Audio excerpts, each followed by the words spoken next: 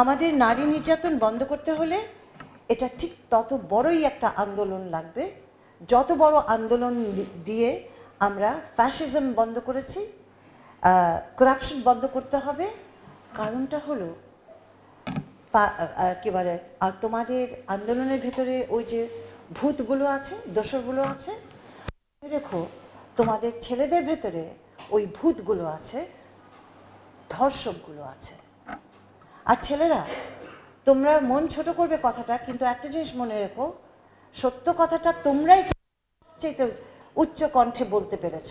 বাঙালিরা কিন্তু পেঁচিয়ে পেঁচিয়ে কথা বলে, কাব্য করে, মিথ্যা সত্যটা নিয়েও কাব্য করে, এমনই কাব্য করে যে সত্যটা আর বোঝাই যায় না। কিন্তু তোমরা সেই জেনারেশন যেটা তোমরা স্পেডকে স্পেড বলেছ এবং সরাসরি আঙুল দেখিয়ে বলেছ।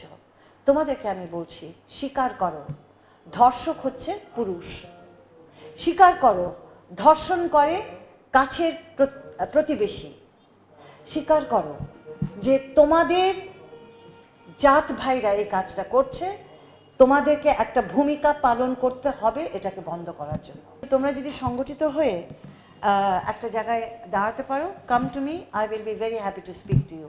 কাম উইথ এ স্ট্র্যাটেজি। তোমরা করতে হবে বললে হবে না, কি করবে জানাও। আমাদের ক্ষমতা আমরা নড়বড়ে, আমাদের দক্ষতার জায়গায় নড়বড়ে, কিন্তু এটা আমাদের টার্গেট।